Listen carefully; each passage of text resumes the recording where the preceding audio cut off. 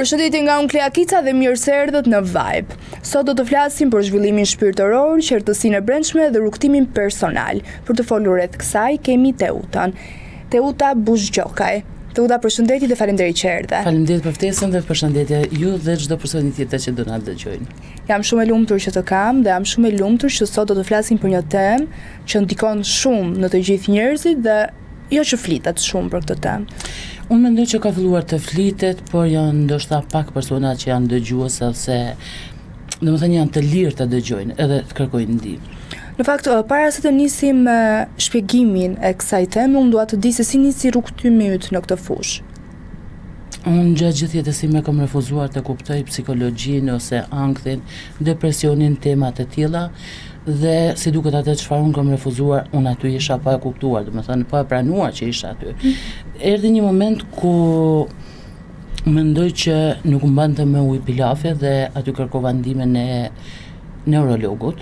Domethënë absolutisht kom deviju, kom shmang psikologun, ndoshta ishin edhe kushtet e tilla se një neurolog e kisha mjektimin dhe aty kam bërë një vizitë sepse kisha probleme në frymëmarrje, nuk mbushesha dot me frym, natën kisha frikë, kujtoja se edhe mendoja se do vdesja, derisa në një moment të saktuar thash okay, do gjej një rrugë tjetër. Hapi parë ka qenë neurologu dhe pastaj kam filluar me trajnime zhvillimit personal. Pa e ditur se çfarë është zhvillimi personal, pa e ditur se çfarë është mendësia, pa e ditur se çfarë është spiritualizmi, deri në një kohë të vonë. Ti ke nisur zhvillimin personal nga vetja jote. Nga vetja ime po gjithmonë në udhëzimin e një mentori. Por kur vendose që ti ta kthesh të jesh një zë për të gjithë ato që kanë nevojë? Që t'jem një zë, okay. Dhe të krijosh seminare apo ndoshta për 3-4 vite kam punuar me familjar, shoqëri, njerëz të tyre, të afërm të tyre etj, pa u shfaq, pa u duk. Pse?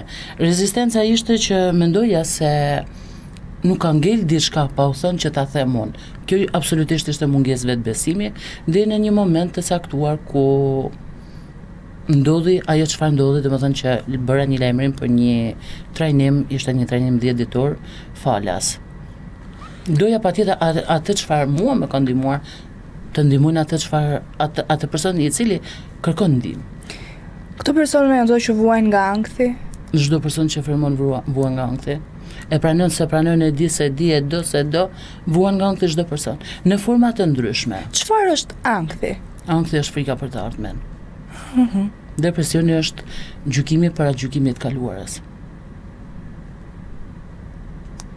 Çdo person është në ankth edhe në depresion, s'ka shanse deri në momentin që të fillojmë të punojmë me veten. Pavarësisht se në përditshmërinë tonë, qoftë edhe në katëstinet e vitit, domethënë sa katëstinet e vitit ndikojnë ndoshta në një gjendje emocionale më të mirë. Ku depresionon më shumë njerëzit?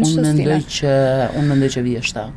Vjeshta është faza ku kalojmë ato pushimet verore, domethënë takimet me njerëz, jemi të lirë nga punë, nga përgjegjësitë etj, dhe pastaj do shkojmë zhytemi akoma në brendsinë tonë me veten tonë. Aty do përplasemi me atë çfarë ne kemi dhe jemi për momentin. Dhe ajo sjell depresionin. Depresionin ose ankthin. Depresioni dhe ankthi shërohen pa ilaçe? Unë pa ilaçe kam shëruar. Sepse e mora terapinë.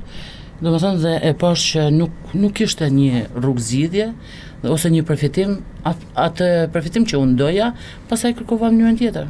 Unë nuk jam mjeke, nuk jam doktoresh, nuk jam shkencore, nuk mund të marr përsipër, as nuk duhet të marr përsipër një recetë ose rolin e mjekut, por në gjendjen time, flas për eksperiencën time dhe të personave që kam punuar dhe punoj, mundet më u ndryshu situata pa mjekime. Ti je medituese?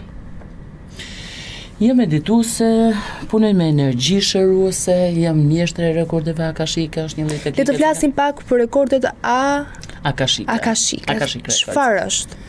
Atëherë, akasha është një fushë energjetike e cila përmban, nuk ka shumë për të folur për akashën, po çdo gjë ekziston në akash. Kështu që sa herë do pyetem çfarë do lloj forme apo mënyre, qoftë televizione, qoftë biseda, qoftë podcaste, qoftë një person me cilin unë filloj punoj, është e njëjta përgjigje. Akasha është fushë energjetike e cila fillon nga dimensioni 5 të lartë dhe përmban të regjistruar çdo gjë që ti nëpërmjet shqisave fizike dhe jo fizike çfarë lloj forme, dimensioni, versioni që ke jetuar, janë të regjistruar aty. Pra, akasha është fushë energjetike e cila mban të regjistruar çdo gjë që ti ke përjetuar dhe Akashic Records është regjistri akashik i joti. Shumë e çuditshme. Është e bukur. E bukur, por edhe e çuditshme. Është e çuditshme sepse ne jemi të programuar të besojmë në bazë të disa limiteve të cilat i kemi. Edhe nëse shkojmë për te këtyre ose guxojmë të shkojmë për te këtyre, pastaj del e çuditshme. Çfarë kërkojnë njerëzit zakonisht kur vinë për një lexim të regjistrave? Çfarë kërkojnë më shumë? Unë punoj ndoshta me dy komunitete. Punoj me komunitet shqipfolës, të cilët kanë përafërsisht pak a shumë të njëjta tema, sfida, punoj edhe me një komunitet anglishtfolës. Ata, domethënë, pyetjet janë shumë ndryshe, ose kërkesat e tyre, ose dëshirat e tyre janë shumë ndryshe nga komuniteti jonë shqipfolës, por le të ndalojmë të shqipfolësit janë gjithmonë, domethënë, janë të pjesa manifestimit, duan të manifestojnë, çfarë duan të manifestojnë, duan të manifestojnë gjëra objektive dhe nuk mund ta kuptojnë që pa e gjetë shkakun se pse je në mungesë, atëherë manifestimi jo se nuk vlen, por nuk ja vlen. Pra manifestimi vlen, por nuk ja vlen manifestimi. Që do thotë ti do të manifestosh këtë, por pyetja është ti nuk e ke këtë. Ti do ta manifestosh. Pastaj si do ta manifestosh pa e ditë se pse je në mungesë. Pra duhet të shkojmë ta kuptojmë se pse jemi në mungesë. Por shumica nuk e kuptojnë që unë mendoj që manifestimi material i gjërave objektive, materiale është gjëja më e fundit ose më e pakta që duhet të interesojë njeriu. Duhet të kaloj një herë, unë punoj më shumë me manifestimin e gjendjes mentale dhe emocionale, e cila automatikisht është e lidhur me atë shpirtërore. Sepse ne jemi shpirt pa funksionojmë si person, si individ, si njeri, si human.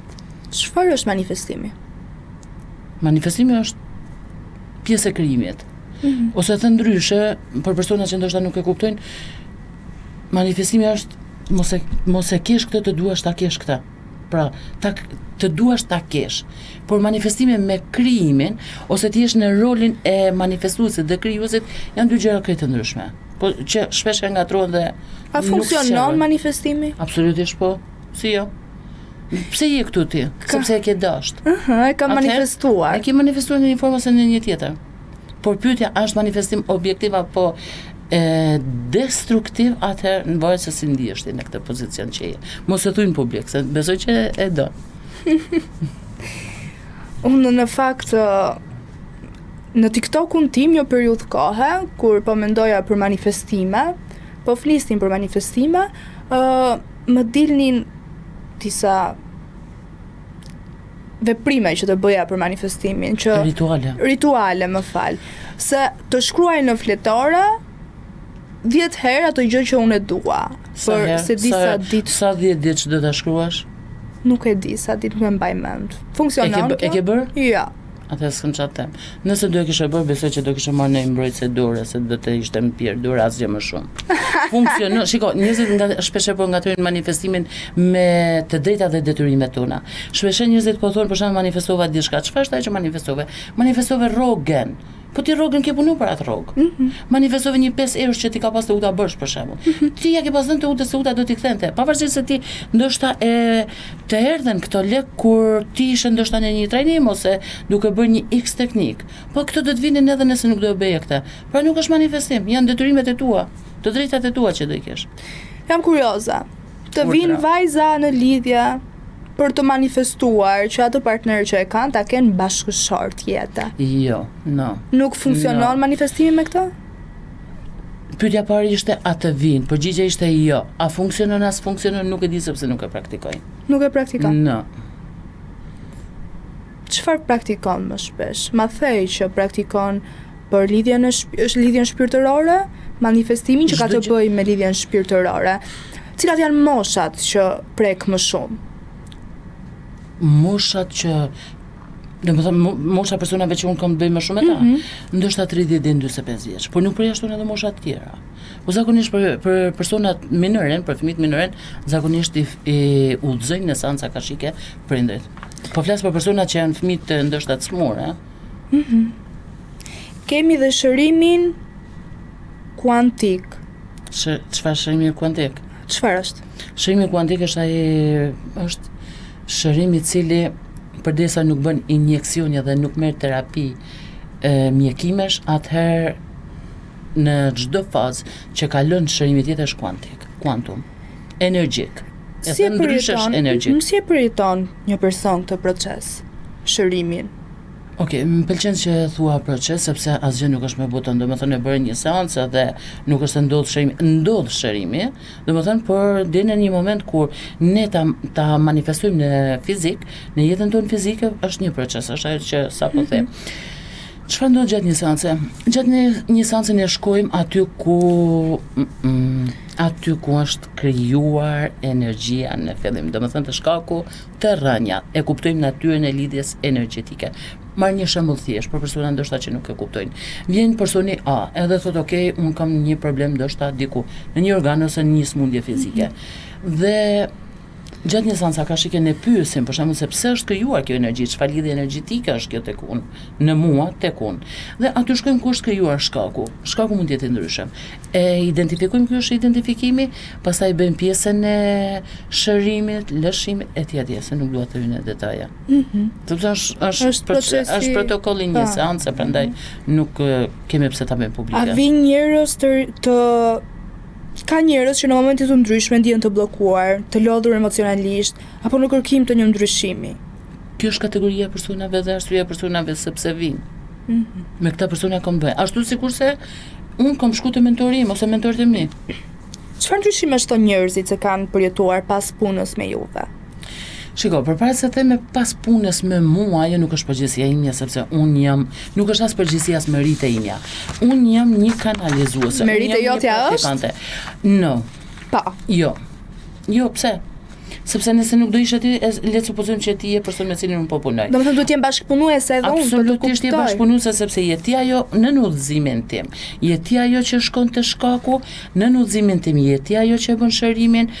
Etj. Apo mos ishe ti, unë nuk do bëja kurrë këtë. Kjo është personi, unë jam personi i tretë. Personi i parë je ti, personi, domethënë gjëja e dytë është energjia, Zoti, i tretë jam unë. Edhe di çfarë më pëlqen tek ti? Çfarë? Përpos energjisë që po më jep, më pëlqen që thua unë jam person i tretë. Ndërkohë që unë të them që ti je person i parë, se në momentin që... Nështë nuk e kupton ti, por nuk jam person i parë. Okej, nëse unë shkoj një meditues, le ta quajmë meditues. Po, një praktikant i meditimit. Po. Nuk më jep udhëzime të mirë. Mund ta arrijë unë këtë shërim? Jo, sepse ti s'ke ku të shkosh. Atëherë është merite jotja. Quajmë se të duash, mund prapë se pranoj. Jam të si shumë modeste, nuk e pranoj. Më pëlqen që je modesta.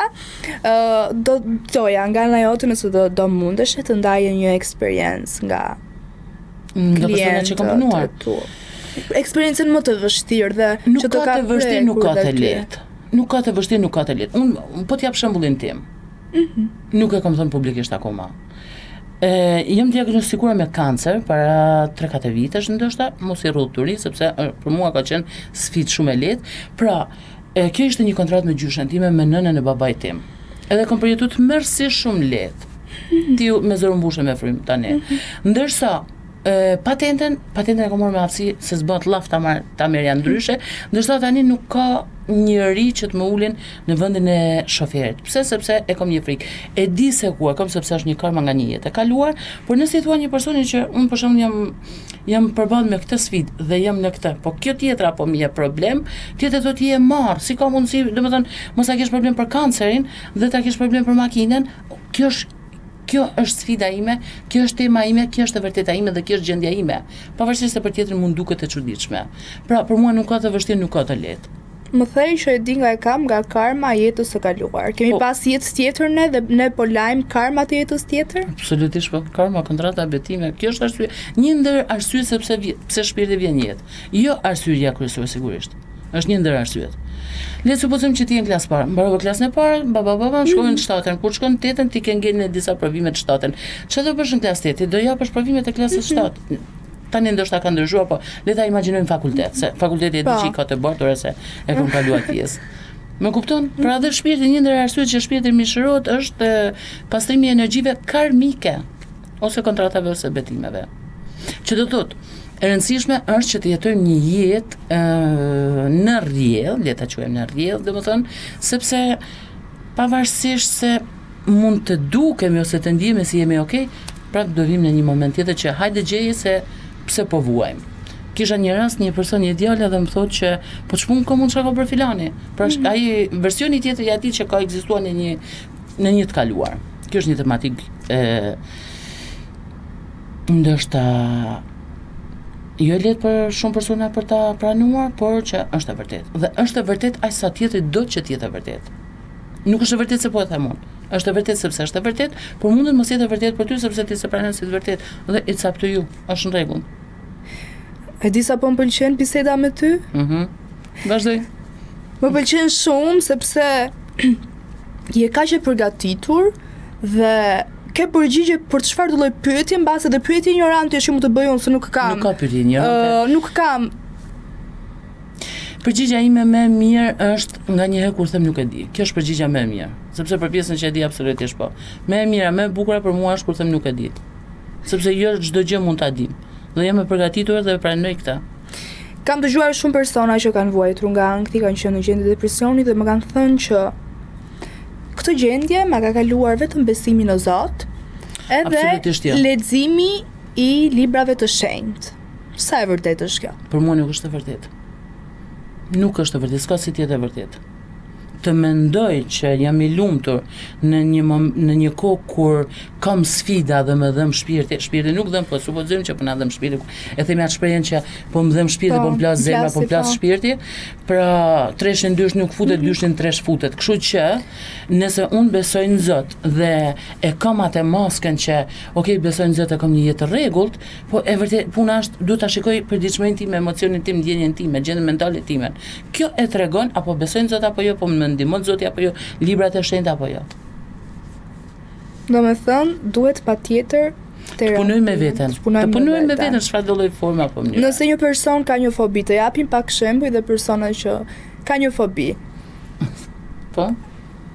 Sikur bie nga lartësia, ka frikë lartësit. Ose ka një bebe në krah. Edhe nuk i afrohet dot balkonit se mendon se do ta hudh. Tani çfarë duhet bëj ky person? Duhet të bindet me faktin të shkojë te balkoni, të rri aty dhe të thotë që nuk e hedh, apo duhet të bëj këto seancat e meditimit, këto? Po le të supozojmë që është personi A i cili thotë e kam këtë fobi. Ai e besoi që ka tentuar me shku te balkoni me fëmijën dhe ka thënë që nuk e hedh. Dhe prandaj ka ardhur ka thënë që kam frikë, që do thotë e ka provuar dhe nuk ka pas rezultat. Pra, unë jam gjithmonë me gjetjen e shkakut. Po ta them një rast.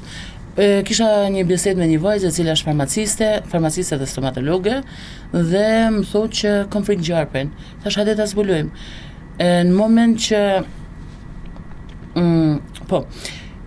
kaloj në një jetë kaluar edhe tha nuk mundem të rri në një ambient, tha sepse edhe rrobat nuk i veshit të ngushta, tha se nuk e di, më zihet fryma. Edhe në ambientet rrobat nuk i veshit të ngushta, as varse nuk përdori, tha se më duket sikur më zihet fryma.